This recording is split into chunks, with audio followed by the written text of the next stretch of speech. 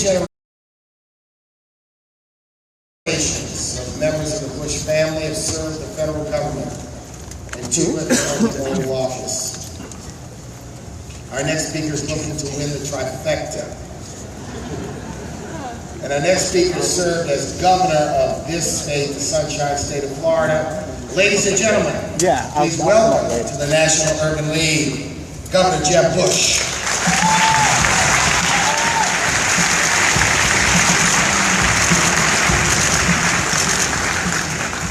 Thank you all very much. I appreciate your hospitality and your excellent choice of the best state to hold your annual conference. I'm not biased or anything. The Urban League movement runs deep here with 7 affiliates from Tallahassee to Broward County and Greater Miami. If you were all hoping to find the most diverse, dynamic, forward-looking site for your convention, you came to the right place, and you all are always welcome in Florida. Mark, I especially thank you and the trustees for this really kind invitation. I'm honored to be your guest. I'm pleased to see other candidates here as well. Secretary Clinton, Governor O'Malley, Senator Sanders, and a good man who's bringing a lot of wisdom to the Republican side, Dr. Ben Carson. By the way, I'm glad he will make it into the top 10 for next week's debate. Before that thing's over, we might just need a doctor. Just saying. For my part, I'm working hard every day for the vote. And in politics, the best kind of support begins in friendship and fellowship. My Florida friends and partners in the Urban League include some of the most formidable people that any of us know. Among them, a national trustee, education leader, and great woman, Julia Johnson.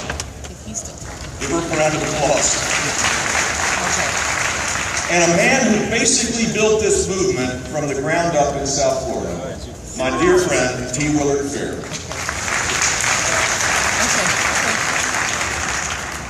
Tal Fair came to this state for a job interview with the Miami affiliate. As he tells the story, and I quote, "I didn't know if they intended to hire me, but I intended to be hired." That was 55 years ago. And as we've all learned since, when Tal Fair intends for something to happen, don't be too surprised when it does. He's an unstoppable leader, and I'm honored to call him my friend. After I lost my first election in 1994, I went through a period what some people might call self-reflection, but I refer to it as listening and learning. I converted to my wife's Catholic faith.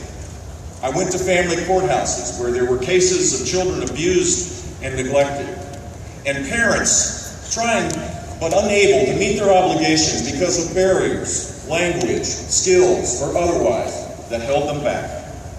In my next campaign, I visited 250 schools across Florida, many of them in low-income communities.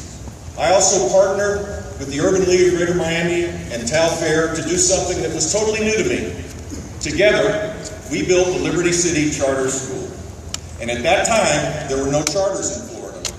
So we said, let's change the law. Let's go build a charter school. Let's start something new and hopeful for people who shouldn't have to wait for a real opportunity. And together, we got it done. That first year, 90 black children in Liberty City began their journey towards success. And the day that school opened was one of the happiest, proudest moments of my life.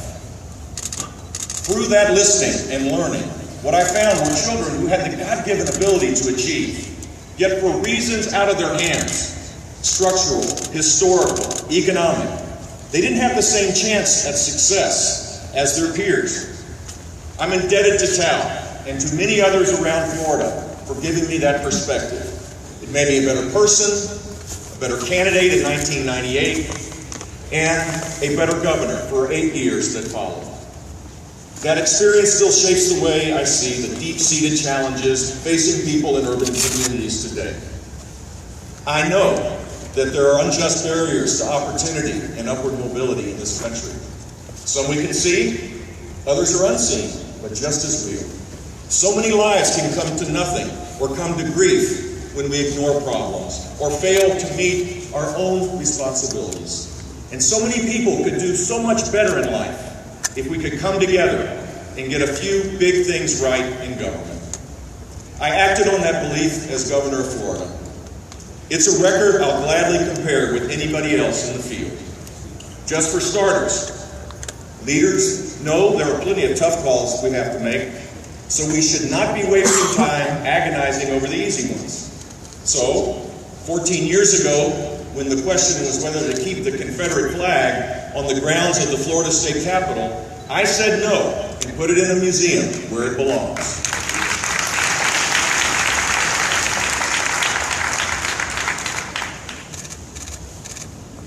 Another easy call was reaching out for talent wherever I found it, for my cabinet and staff, state agencies, and the courts.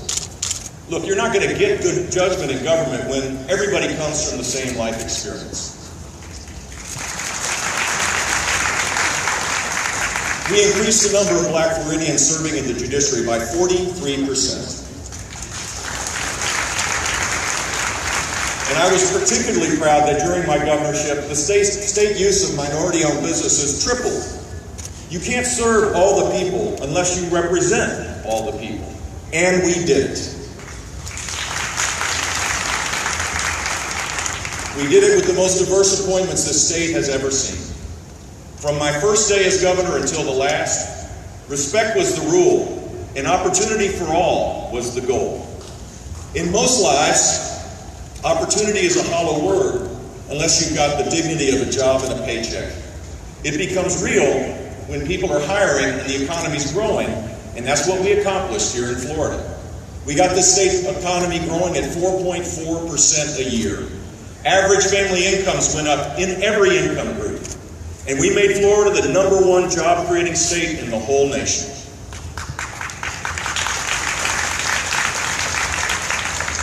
We applied conservative principles and applied them fairly, without wavering. We found that with fewer obstacles imposed by government, more people had the opportunity to achieve earned success. We gave more people the tools to move up in the world through adult education and workforce training. We expanded our community college system and made it more affordable for low-income families. Florida in those years helped thousands more first-generation college students make it all the way to graduation. We didn't lose sight of the ones who had missed their chance at a better life, or maybe even lost their way and landed in jail. In Florida, we didn't want to fill prisons with nonviolent offenders. So we expanded drug courts. They started here in Florida, and we expanded them all across the state, and we created prevention programs. I took the view, as I would as president, that real justice in America has got to also include restorative justice. I opened the first faith-based prison in the United States and signed an executive order to promote the hiring of ex-offenders. In this country, we shouldn't be writing people off, denying them a second chance at a life of meaning. Many only ask for a chance to start again, to get back in the game and to do it right. And as a country, we should say yes whenever we can. We also went after the real enemy that afflicts our cities, the smugglers, the drug cartels, and the violent criminals that profit from the undoing of so many lives. We passed tough sentencing laws for gun crimes and ensured that dangerous people were kept off our streets. As a result of all of this, we brought violent crime in Florida down to a 27-year low, and drug abuse way down as well. Social progress is always the story of widening the circle of opportunity. For that reason, I gave the challenge of school reform everything I had as governor. Because if we fail at that responsibility, it's a bitter loss. I believe in the right to rise in this country, and a child is not rising if he's not reading. When I took office, Florida was down near the bottom in student achievement. Almost half of all fourth graders were functionally illiterate, and half of all high school kids never even graduated. So we overhauled the whole system, set clear standards, and brought out the best in our great teachers. We insisted on testing and accountability. We created the first statewide private school choice programs in America. We expanded high-performing charter schools.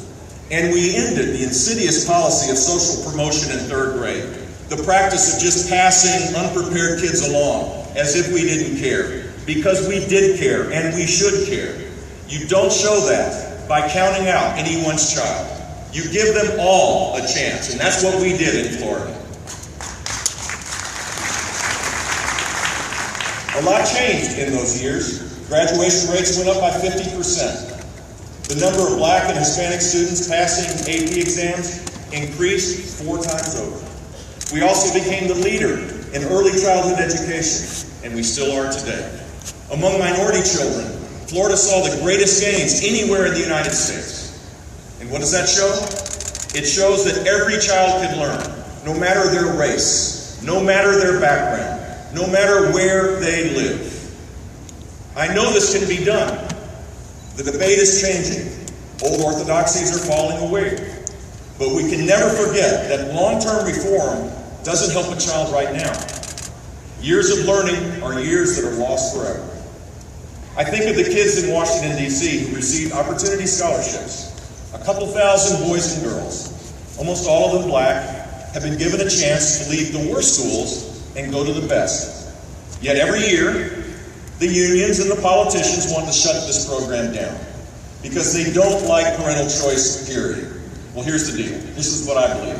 I believe every parent should have choices. Every school should have high standards and high expectations. And the federal government should have nothing to do with setting them. But Washington should support reform and provide resources, especially where the need is greatest. But building knowledge and shaping character is the job of principals, teachers, and most particularly parents. That's where the power should belong. When President Obama says that, quote, "For too long we've been blind to the way past injustices continue to shape the present," he is speaking the truth.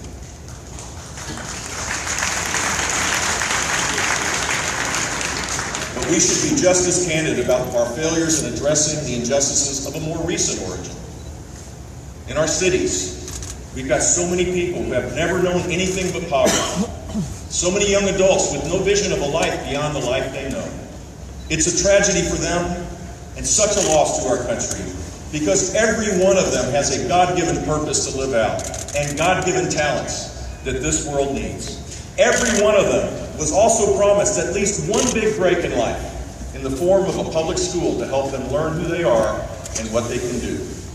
For millions, it's a false promise. As technology advances, the first rung of the ladder is getting higher and higher and higher. If we don't create an education system that allows young people to reach it, we're setting them up for a lifetime of failure. So you and I have to call this situation what it is. The worst inequality in America today and the source of so many other inequalities. I want to work with the Urban League movement to end this injustice once and for all.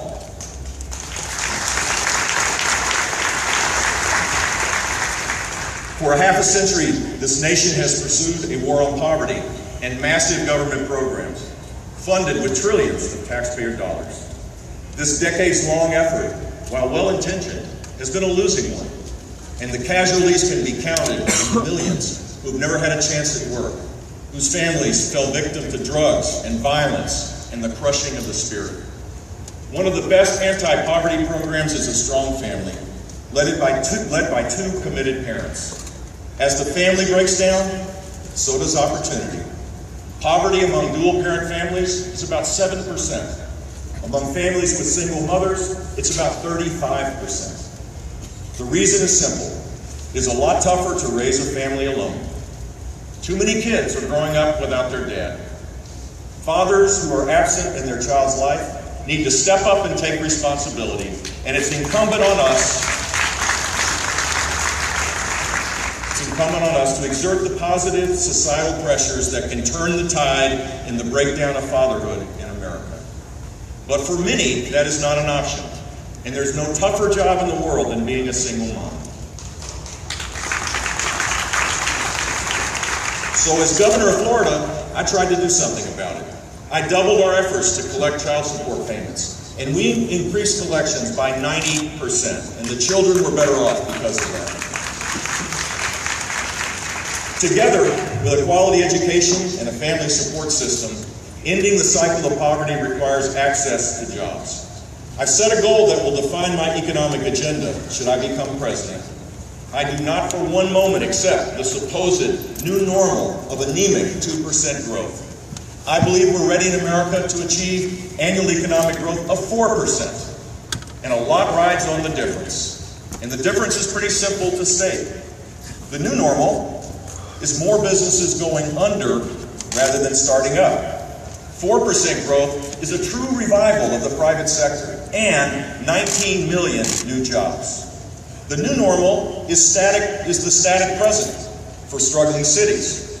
4% growth is more enterprise in urban areas, more people moving in, a higher tax base, and more revenues. In other words, a better chance to save our cities. We can do this as a country. We can grow at a pace that lifts up everybody, and there's no excuse for not trying.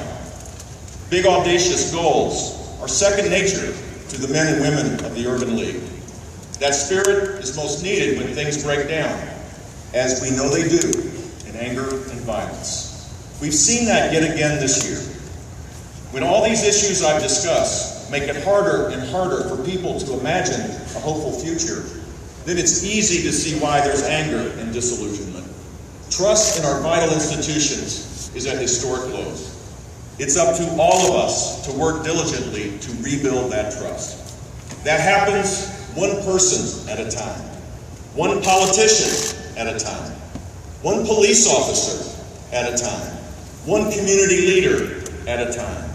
It begins with respect, dialogue, and the courage to reach out in peace. Those were exactly the qualities we saw in two of your affiliate presidents, Michael McMillan of St. Louis and J. Howard Henderson of Baltimore.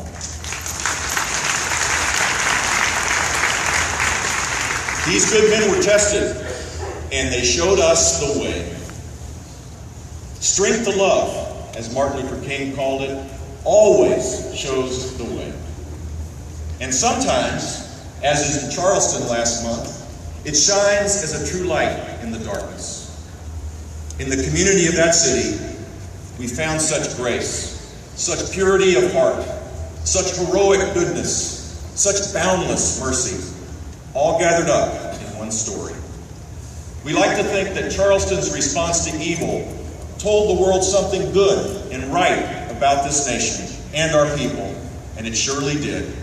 Yet even more, that congregation of believers and that city gave witness to the character that built a movement and inspires it to this day.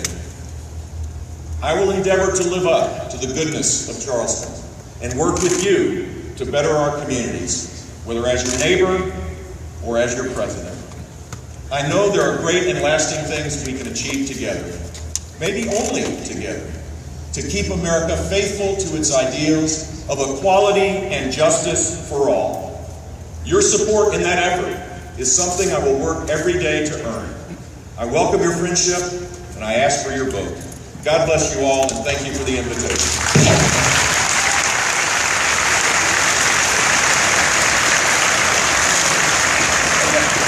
Ladies and gentlemen, Governor Bush, one more time. Governor, we at the National Urban League will promulgate. Ladies and gentlemen, please keep your seats. I've got 3 questions and then an announcement about the schedule for today. We're going to promulgate a questionnaire. You're in. I heard it fast. And then the other 2 questions. One is about young people, the new generation, and millennials. And then the next one is small business, African-American owned businesses, frozen credit markets, lack of opportunity, and what you do about that. Well, as it relates to millennials, if you think about it, people in their 20s have really not gotten a great deal in the last few years. College attainment rates are lower today than our generation. My generation. Thank you. But it's remarkable. We basically flatlined the college attainment levels, We measure 4-year degrees in terms of attainment in 6 years. Student loans have grown exponentially, but graduation rates haven't risen. So young people are stuck with debt. The job market growing at 2% is not creating the first rung on the ladder for young people. Where our government is obsolete. Millennials are frustrated with that because they're much more tech savvy. And we're not growing at a rate that lifts people up. In fact, Obamacare is designed to be effective for young people to be mandated to be in the exchanges as healthy people to take care of people our age that may not be potentially as healthy. So they haven't gotten a great deal. You're in great shape. But the point is that we've got to create a high growth strategy for people. You can't have a society where the next generation has less opportunities than what we have. And one of the ways you do that as it relates to African American owned businesses is to use the power of government. Look, we had a tough fight with a program called One Florida. It was very controversial. But we ended up, because we turned it into a leadership model. Instead of saying, we're going to have a bunch of people counting certified businesses, I pretty much know you're a black man. You pretty much know I'm a white guy, right? I don't need to spend a lot of quality time going through that. So we turn all of these bureaucrats and certifiers and compliance officers, we turn them into marketing arms for businesses. And the amount of increase in procurement for black-owned businesses and Hispanic-owned businesses and women-owned businesses grew exponentially, 400%. So government can play a really useful role in providing opportunities for people that otherwise it may make it possible for them to sustain their business and then expand that. So I think that's a useful place for us to operate as well. The final thing I'd say is that the access to credit issue has been made worse by the most complicated financial regulatory system. And I'll tell you, it's the too big to fail challenge is real. And I think increasing capital requirements for banks that have accumulated more assets today post-crash than pre-crash. But what's the problem is the same rules apply to small banks, community banks, banks that are embedded in the communities, both urban and rural. And the net result is they can't sustain their business because they have to hire the same compliance officers, lawyers, and accountants as J.P. Morgan does. And trust me, J.P. Morgan has the scale. And so if we're going to be serious about making sure that the next generation of entrepreneurs gets capital, we better protect our community banks from going out of business. Thank you, Governor. Ladies and gentlemen, Governor Jeb Bush is going to work the rope line.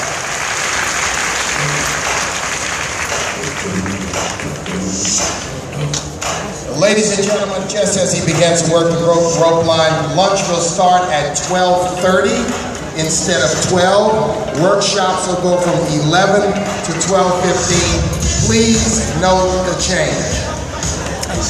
Okay, ladies and gentlemen, that is it for the Presidential Candidates Forum at the National Urban League Conference 2015. We've seen 5 different candidates, 5 different views, but some things that are similar. I'd love to hear from you. Make sure you tweet at me at Tachiada. Follow me on Periscope. You can follow me on Meerkat as well. I really enjoyed having you. Thanks so much for putting up with all the technical difficulties, the bright lights, etc. And I'm looking forward to seeing you guys.